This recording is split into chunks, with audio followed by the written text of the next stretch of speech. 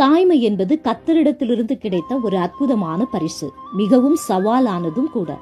இந்த மாடர்ன் டேஸ்ல தாயாக இருக்கிற நாம எப்படி இருக்க வேண்டும், நம்முடைய பிள்ளைகளை எப்படி வளர்க்க வேண்டும் என்று வேதத்தின் அடிப்படையிலிருந்து பார்க்கலாம். ஏவாள் கர்த்தருடைய வார்த்தைக்கு கீழ்ப்படியாமல் போன போது அது அவங்களையும் அவங்க பிள்ளைகளையும் பாதித்தது என்பது நம்ம எல்லாருக்குமே தெரியும். ஏவாள் மூலமாய் 2 விதமான சந்ததிகள் வந்தாங்க. ஒன்று கர்த்தருக்கு விரோதமாக பாவம் செய்யும் சந்ததியாக இருந்தாங்க.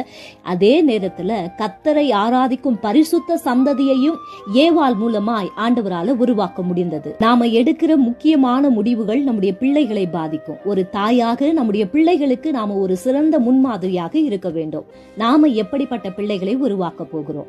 கர்த்தருக்கென்று பரிசுத்த சந்ததியை உருவாக்குவோம். அடுத்ததாக சாராள், ஈசாக்கின் தாய். சாராள் ஆரம்பத்துல பல தவறுகளை செய்திருந்தாலும் கர்த்தர் தம்முடைய வாக்குத்தத்தங்களை நிறைவேற்றினார். முடிவில் சாராள் விசுவாச வீராங்கனை பட்டியல்ல இடம் பிடித்தாங்க. நீங்களும் உங்க வாழ்க்கையில அநேக சவாலான காரியங்களை எதிர்கொண்டாலும் கர்த்தருடைய வாக்குத்தத்தத்திற்கு பொறுமையாக காத்திருங்க. அவர் கொடுத்த வாக்குத்தத்தங்கள் நிச்சயம் நிறைவேறும். கர்த்தருக்கு கடினமானது எதுவுமே கிடையாது.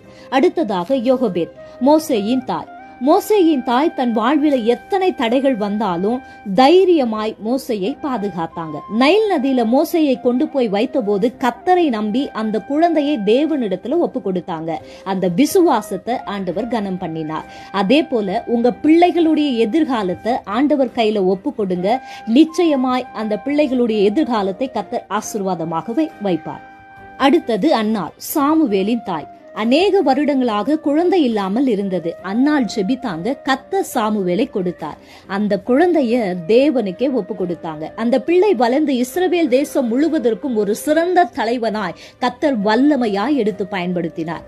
உங்க பிள்ளைகளுக்காக நீங்க ஜெபிக்கிற ஜெபங்கள் ஒரு நாளும் வீணாக போகாது என்பதற்கு அன்னாள் ஒரு எடுத்துக்காட்டாக இருக்கிறாங்க.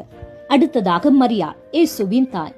இதோ நான் ஆண்டவருக்கு அடிமை, உம்முடைய வார்த்தையின்படியே எனக்கு ஆக கடவது என்று தேவ சித்தத்திற்கு தன்னை அர்ப்பணித்தாங்க.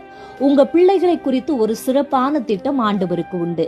உங்க குழந்தைகளுடைய வாழ்வில ஆண்டவர் பெரிய காரியங்களை செய்வார். அவர் விருப்பத்திற்கு, அவர் சித்தத்திற்கு உங்க பிள்ளைகளை நீங்கள் அர்ப்பணிக்கும் போது அந்த பிள்ளைகளை ஆண்டவர் வல்லமையாக பயன்படுத்துவார்.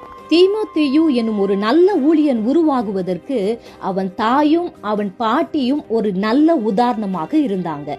ஞானம் உள்ளவர்களாய் கர்த்தருடைய வழிகளை தன் பிள்ளைகளுக்கு கற்றுக் கொடுத்து வளர்த்தாங்க. நாம மோசமான சமூகத்துல வாழ்ந்தாலும் நல்ல பிள்ளைகளை உருவாக்க முடியும் என்பதற்கு அவங்க நல்ல எடுத்துக்காட்டாக இருக்கிறாங்க. கர்த்தர் உங்களையும் உங்க குடும்பத்தையும் ஆசீர்வதிக்கட்டும்.